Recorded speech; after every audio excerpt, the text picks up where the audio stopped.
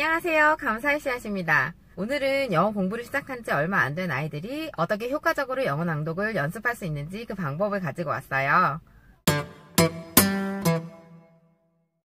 유창성이 높은 엄마가 아이와 함께 영어를 낭독하는 방법이 있어요. 이 방법을 쓸 때는 책 선정이 가장 중요한데요. 책은 아이가 좋아하는 소재를 하거나 아니면 어머님이 생각했을 때 아이의 단계에 높지 않은, 아이의 단계보다 약간 낮은 단계에 있는 책을 고르는 게 좋아요. 왜냐하면 아이가 영어 낭독을 한다는 것은 영어를 알고 있는 것 뿐만 아니라 입으로 뱉는 연습을 하는 거기 때문에 자기가 읽고 있는 단계보다는 약간 낮은 단계의 책이 아이에게 부담스럽지 않을 수 있어요.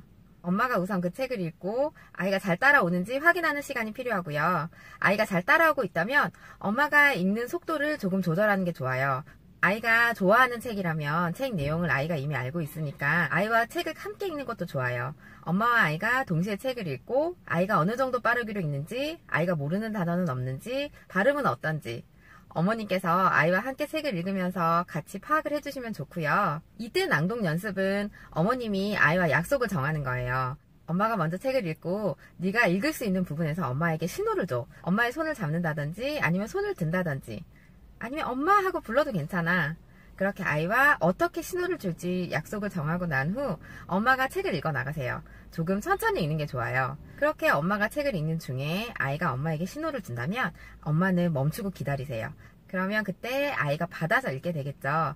받아서 읽고 아이가 잘 읽다가 어려워하는 부분이 있거나 자꾸 실수하는 부분이 있다면 아이가 도움을 요청하지 않는 이상은 그냥 그대로 지켜봐 주세요. 지켜보면서 아이가 어느 부분을 어려워하는지 체크를 해주시면 좋겠죠.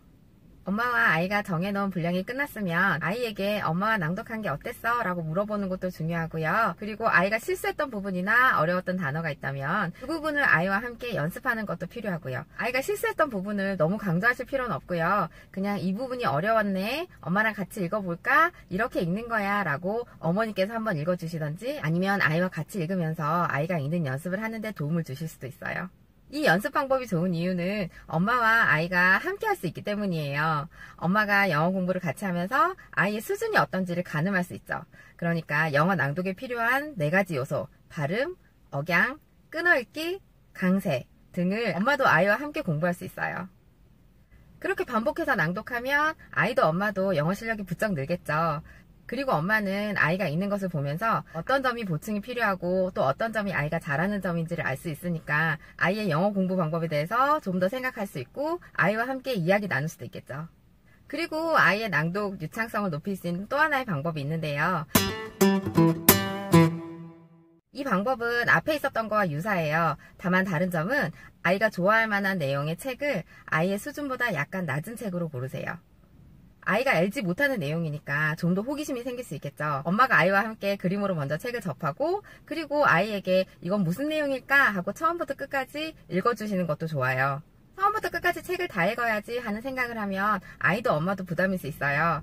그래서 한두 페이지 정도 아이와 분량을 함께 정한 뒤에 엄마랑 아이가 같이 읽으면서 엄마가 중간에 낭독을 그만두더라도 아이는 끝까지 읽기, 혹은 엄마가 그만둔 부분부터 아이가 읽기, 이렇게 중간중간 아이와 함께 약속을 정해서 읽어보는 것도 아이의 참여도를 높일 수 있고 게다가 집중력도 높일 수 있으니까 일석이조가 되겠죠. 또 연습하는 책이 대사가 많고 캐릭터가 분명하다면 아이와 역할을 나눠서 역할극을 것도 좋아요. 누가 어떤 역할을 성격에 맞게 목소리를 잘 나타내는지 그런 것들도 고려하면서 읽어본다면 아이도 엄마도 재미있게 읽을 수 있겠죠. 이 방법은 참여자가 많으면 많을수록 좋아요. 그러니까 모든 가족 구성원이 참여하면 훨씬 더 풍성하고 재미있는 시간이 될 수 있어요. 그리고 이 낭독 방법의 가장 좋은 점은 내성적이거나 영어로 말하기 힘들어하는 아이가 가장 쉽게 입을 열 수 있는 방법이라는 점이에요.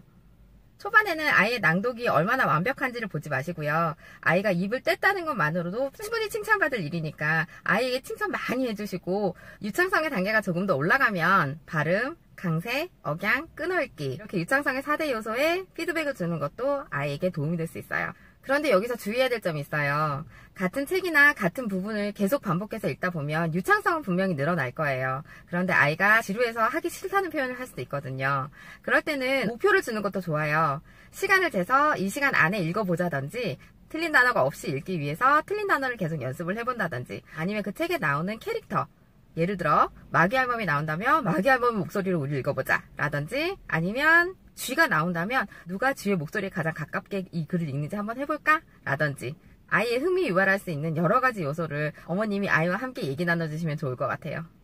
어머님이 함께 하시는 부분이 정 부담스러우시다면 CD를 켜놓고 엄마와 아이가 같이 큰 소리로 읽는 연습을 할 수도 있어요. 이때는 아이가 CD에 의존하기보다 엄마와 함께 한다는 것에 의의를 둘 수 있도록 엄마도 재미있는 목소리로 함께 즐기는 모습을 보여주세요.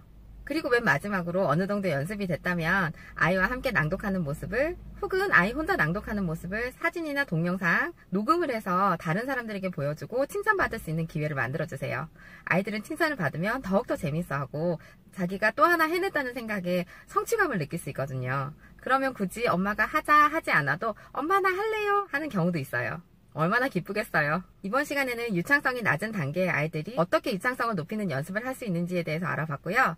다음 시간에는 영어 유창성이 중급 이상인 아이들이 어떻게 유창성 단계를 높일 수 있는지 알려드릴게요. 좋아요와 구독하기 감사합니다. 감사의 씨앗이었습니다.